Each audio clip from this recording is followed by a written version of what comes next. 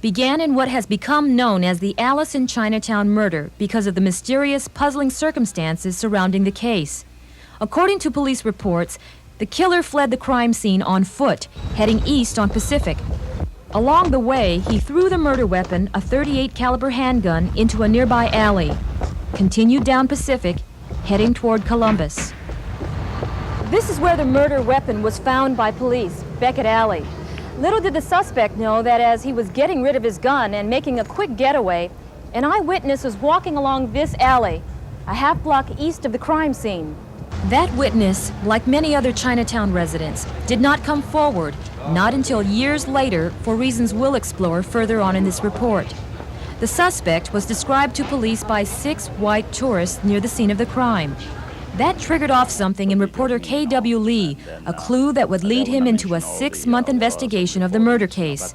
At first, he had his doubts. I was, completely skeptical. Here, I was looking into a case which is already 4 years old. And it was a murder case. It is no, nickel and dime case. It was a serious murder case. The investigation turned up what the defense called blatant errors. 1, a variance in the physical description of the suspect. And all your witnesses tell you a person is between 5'7" and 5'10" and a half. You know for an Asian male that that's medium to tall. Chol Soo Lee was never medium to tall. He was always short. He should have been out of the case from the beginning, and yet mistakes occurred. Another discrepancy, the photo identification and subsequent lineup. Witnesses selected 5 photos of possible Asian suspects, one of them a mugshot of a young Chol Soo Lee taken 4 years earlier and not as he looked the night of the shooting. Of the 5, Chol was the only one to appear in the live police lineup. Therefore telling the witnesses, in effect, we know you picked out 5 possible suspects, but here's the one we want you to get.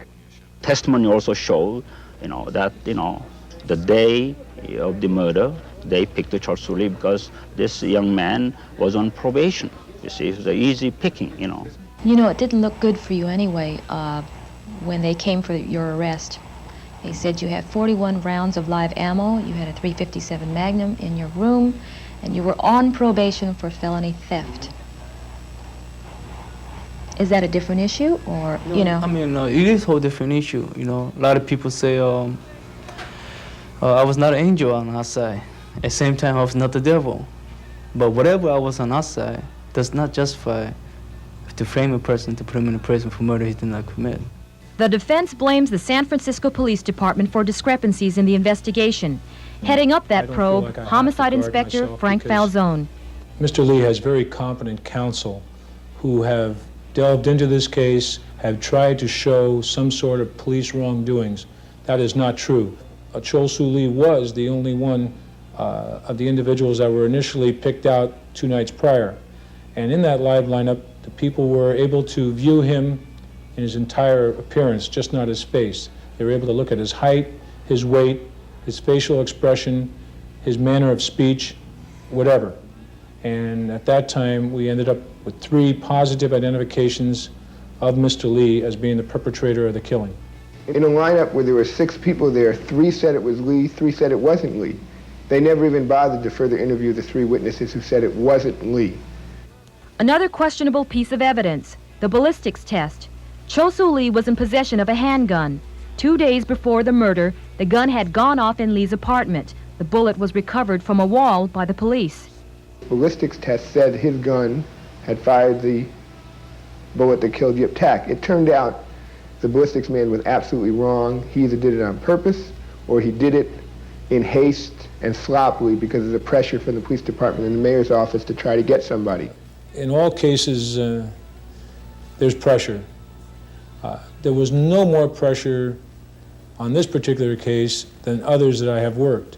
But the police did respond to pressure from City Hall by coming up with 3 theories behind the slaying of Yip Tak.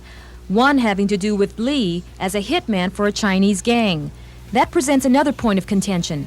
Does a Korean get involved in Chinese gang violence? When they start talking about Chinatown gangs, I feel that I had nothing to worry about.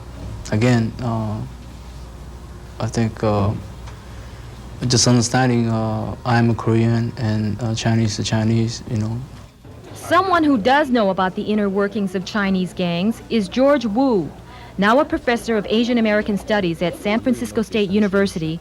He is a former gang advisor to the Hua Qing. But I just can't envision a Korean immigrant who hardly speak English, who certainly didn't speak any Chinese, to be able to get into the inner circle of the gang, at least to the point they trust enough of you to let you know or let you into a participation or killing.